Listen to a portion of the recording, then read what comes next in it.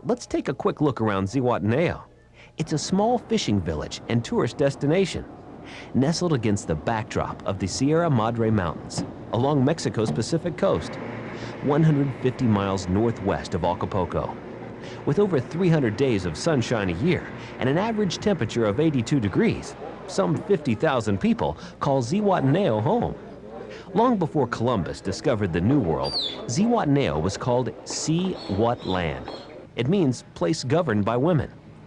Over the years, it was a stopping place for Spanish fleets and pirates. It remained a small fishing village for centuries. Today, at the heart of Zihuatanejo is the marina, where local fishermen and sports fishermen still bring their catch. We caught 14 sailfish and probably 8 or 10 tuna. It was a really good day. Same boat. It's a beautiful place. We love it here. Visitors can stroll down Zihua's cobblestone streets and stay in a little hotel in the center of town, or at one of the luxury hotels along its beautiful beaches, like La Ropa, meaning clothes beach. It owes its name to a shipwrecked Spanish galleon that spilled its oriental silk cargo on this white sand beach. Zihuatanejo is still a popular destination for sailors, cruise ships, and tourists of all kinds who find their way here in search of fun and adventure. Just around the bay is Ixtapa. Tourists who crave luxury in a modern setting choose Ixtapa. Ixtapa offers first-class hotels and nearly 2 miles of beautiful sand along Palmar Beach.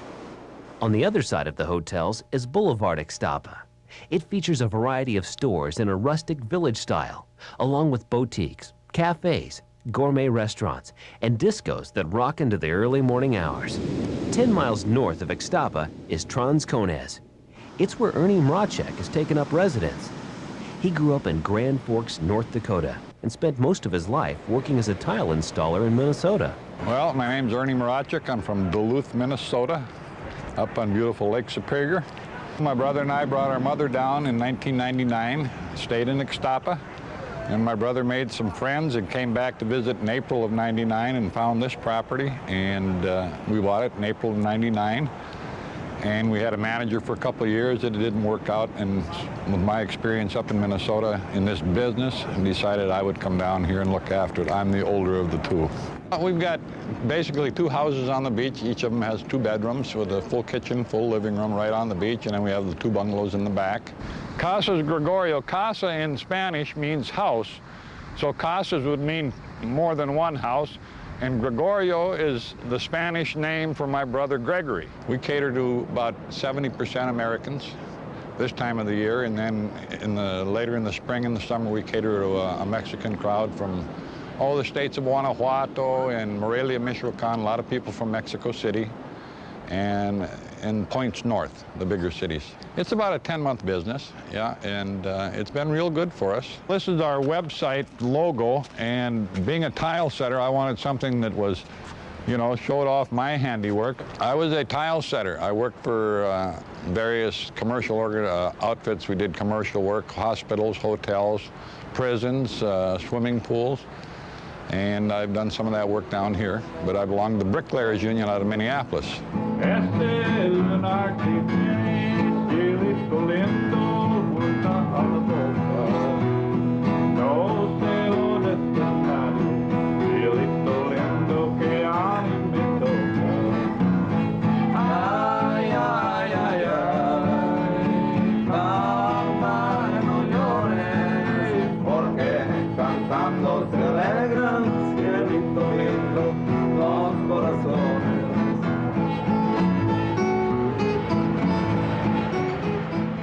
Yeah, music has been my love for a long time. I guess I started out playing guitar when I was in high school in Grand Forks, and actually had tickets to go see Buddy Holly in Moorhead, the concert he was killed flying to. You know, I guess I grew up with rock and roll music from the 50s and 60s. And then when I got stationed in the Air Force in Glasgow, Montana, my roommate was Elmer Phelps from Bowling Green, Kentucky. And he said, son, you have never heard anything until you've heard Roy Acuff sing The Great Speckled Bird on the Grand Ole Opry. In 1979, Roy Acuff was at my house, and I played dobro guitar for him on 3 concerts, The Great Speckled Bird.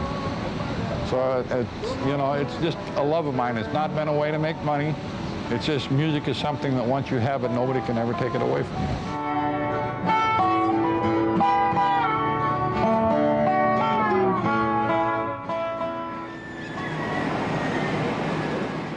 And I guess growing up in the Red River Valley of North Dakota, we had a lot of migrant farm workers, and I got first exposed at the age of 13 picking potatoes alongside a Mexican boy that was about my age, and I just developed a real love for the Mexican people.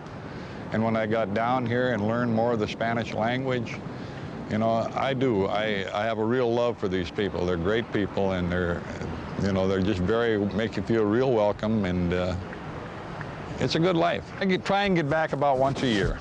Last year I had to go back for my stepfather's funeral, and in the year 2002 I went back to Minnesota for about 4 weeks. I plan on going back this summer to hopefully sell my house and make this a permanent move. You know, I still have a house back in Duluth, and yeah, I would like to make it a permanent move.